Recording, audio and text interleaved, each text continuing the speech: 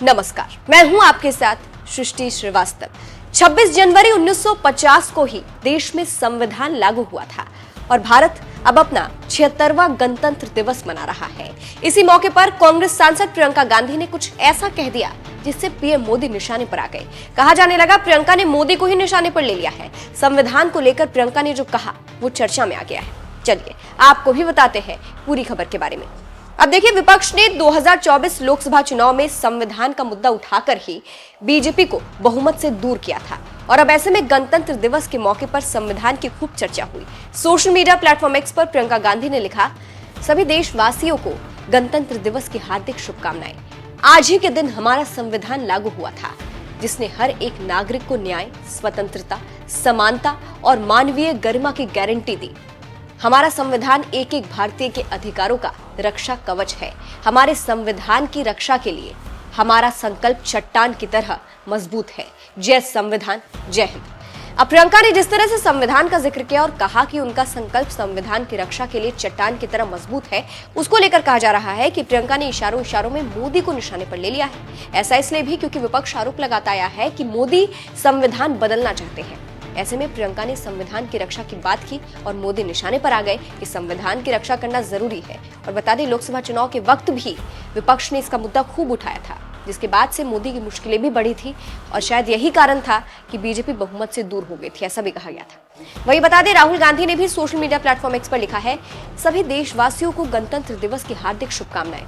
हमारे महान स्वतंत्रता सेनानियों के न्याय, स्वाधीनता, समानता और भाईचारे के मूल्यों पर आधारित हमारा संविधान भारतीय गणतंत्र का गौरव है। धर्म, जात, क्षेत्र, भाषा से परे हर भारतीय का सुरक्षा कवच है। इसका सम्मान और रक्षा हम सभी का कर्तव्य है। जय हिंद, जय भारत, जय संविधान। फिलहाल आपको बता दें, पीएम मोदी ने गणतंत्र दिवस के मौके पर राष्ट्रीय युद्ध स्मारक पर पहुंचकर उन सभी शहीदों को श्रद्धांजलि अर्पित की जिन्होंने देश के लिए अपने प्राणों की आहुति दी थी। श्रद्धांजलि अर्पित करने के बाद पीएम मोदी कर्तव्य पथ पर वार्षिक गणतंत्र दिवस परेड के लिए पहुंचे थे। फिलहाल जिस तरह से कहा जा रहा है कि प्रियंका गांधी ने मोदी को निशाने पर लिया, उस पर आप क्या कहेंगे कमेंट करके जरूर बताइएगा। अंत में आपको सुनाते हैं कि मध्य प्रदेश कांग्रेस के अध्यक्ष जीतू पटवारी ने गणतंत्र दिवस के मौके पर मोदी शाह को कैसे निशाने पर लिया, सुनिए। आज के लिए गौरव का दिन है।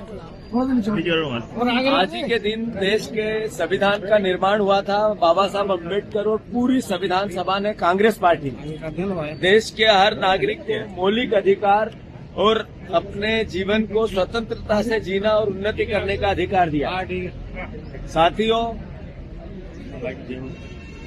76 साल की देश के गणतंत्र की इस यात्रा को देश में अनेकों सरकारें बनी, प्रदेश के अनेकों सरकारें बनी, पर देश के संविधान से प्यार और उसके निर्माण पर के साथ उसके प्रति आदर हर भारतीय का, जो देशभक्त भारतीय, उसका हमेशा परंपराओं के साथ सहयोग रहा है। जो सरकारें हैं वो संविधान से बंधी हुई रहती है, पर देखने में आया है कि भारतीय जनता पार्टी के नरेंद्र मोदी जी का नया भारत, जिसमें संविधान की अवहेलना बार बार होना, अब की बार 400 पार इसलिए कि संविधान बदलना, आरक्षण को बीजेपी और आरएसएस के नेताओं को बार बार चुनौती देना और हाल ही में बाबा साहब अम्बेडकर का देश के गृहमंत्री का अपमान करना, ये आज के दिन एक तरह से हमारे लिए चिंता का विषय है। कांग्रेस पार्टी वो पार्टी है जिसने देश की आजादी में करोड़ों कांग्रेस जनों ने अपनी जान की आहुति दी। कांग्रेस की उन्नति में, देश के निर्माण में, एकता और अखंडता में भी राजीव जी और इंदिरा जी ने अपनी शहादत दी। देश के संविधान को बचाने का संकल्प राहुल गांधी जी ने, खड़गे जी ने और हर कांग्रेस जन ने अपने खून के आखिरी कतरे तक भी बहाना पड़े तो देश के संविधान के सुरक्षा और उसके अभिमान के लिए बहाने के लिए कांग्रेस जन तैयार है।